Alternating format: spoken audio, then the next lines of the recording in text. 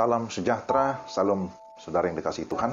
Senang bisa berjumpa lagi dengan saya dalam renungan firman Tuhan hari ini. Mari kita berdoa terlebih dahulu. Kami mengucap syukur kepadamu ya Tuhan, ada kesempatan bagi kami mendengarkan firman-Mu. Roh Kudus menolong kami, supaya kami dapat memahami apa yang kami dengar, dan setelah itu kami dapat menerapkan dalam hidup kami sehari-hari. Dalam nama Tuhan Yesus kami berdoa dan bersyukur. Amin. Dan saudara yang dikasihi Tuhan, pembacaan firman Tuhan dari Yohanes pasal 15 ayat yang kelima, satu ayat yang sangat terkenal. Akulah pokok anggur dan kamulah ranting-rantingnya. Barang siapa tinggal di dalam aku dan aku di dalam dia, ia berbuah banyak. Sebab di luar aku, kamu tidak dapat berbuat apa-apa. Demikian firman Tuhan. Tema kita, tinggal di dalam Kristus. Saudara-saudara yang dikasihi Tuhan, saat-saat ini kita sangat familiar dengan ungkapan stay at home, stay healthy. Ungkapan ini terus disampaikan dalam kaitan dengan merebaknya virus corona atau COVID-19. Kita diminta untuk tetap tinggal di rumah. Jangan pergi-pergi kalau tidak urgen, ya, kalau tidak ada hal yang darurat. Tetap tinggal di rumah bukan saja untuk menjaga keamanan atau kenyamanan kita sendiri, tetapi juga untuk kenyamanan orang lain. Oleh karena penyebaran virus saat ini ya sudah sangat-sangat mengganas. Dari mana-mana ke mana-mana kita tidak tahu, dari siapa sumber penyebarannya, sampai di lingkungan kita, bahkan sampai ya di rumah kita. Saya sendiri berusaha untuk mematuhinya dengan sukarela tentunya. Apa yang saya pikirkan dan lakukan sementara saya berada di rumah?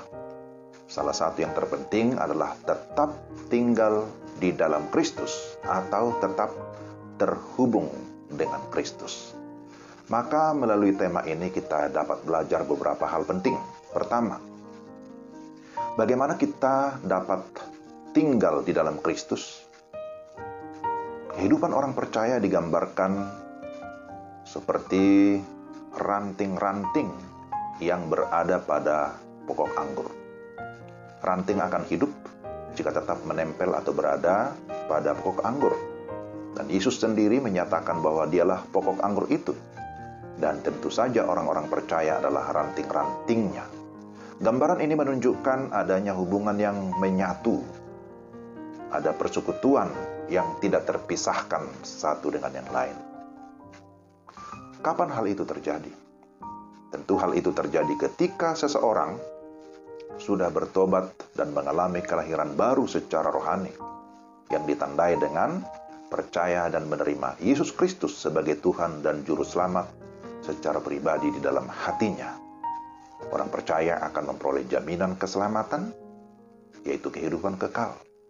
Dan perlu kita ingat bahwa tanpa pertobatan, tanpa kelahiran baru, seseorang tidak mungkin tinggal di dalam Kristus. Lalu yang kedua, apa yang harus dilakukan agar kita tetap tinggal di dalam Kristus? Tinggal berarti tetap konsisten dan kontinu atau terus-menerus. Agar tetap tinggal di dalam Kristus, kita harus memiliki persekutuan pribadi dengan Dia. Persekutuan pribadi di dalam doa dan firman yang kita lakukan secara terus-menerus.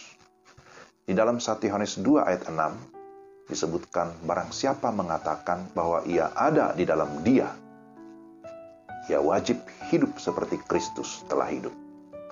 Lalu kemudian dalam 1 Yohanes 3 ayat 24 juga ditegaskan barang siapa menuruti segala perintahnya, ia diam di dalam Allah dan Allah di dalam dia.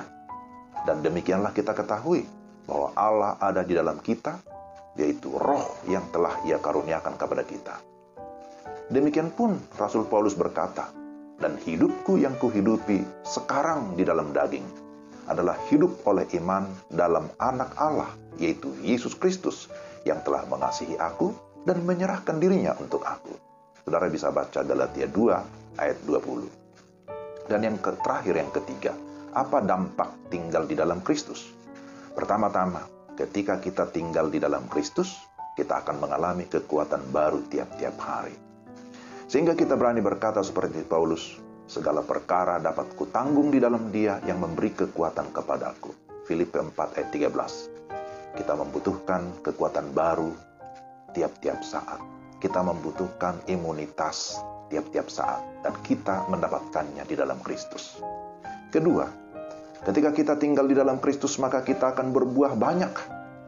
Sebaliknya, di luar Kristus, kita tidak dapat berbuat apa-apa. Ada buah kepribadian atau buah roh, yaitu kasih, sukacita, damai sejahtera, sampai kepada penguasaan diri. Tetapi juga ada buah pelayanan, ketika kita menjadi garam dan terang, serta memberitakan Injil yang menyelamatkan. Saudara yang terkasih, adakah sesuatu yang menghalangi saudara untuk tinggal di dalam Kristus? Kalau ada, hal apakah itu? Apakah pikiran yang terganggu? Apakah faktor finansial? Apakah faktor sakit penyakit? Pekerjaan yang tidak lancar? Atau apa lagi? Saudara, berusahalah untuk kembali menenangkan pikiran, fokus kepada Tuhan, dan kita harus ingat, di luar Kristus, kamu tidak dapat berbuat apa-apa yang memuliakan Bapa di surga. Jadi apapun yang terjadi, apapun yang kita alami saat ini, tetaplah tinggal di dalam Kristus. Amin. Mari kita berdoa. Tuhan, terima kasih untuk firman-Mu. Kiranya sekali lagi Roh Kudus menolong kami supaya kami dapat mengingat dan kami dapat menerapkan dalam hidup kami tiap-tiap hari. Di dalam Kristus Yesus Tuhan kami berdoa dan mengucap syukur. Amin. Sampai di sini renungan kita hari ini. Kiranya Tuhan menolong dan memberkati kita dalam melakukan segala aktivitas kita. Shalom.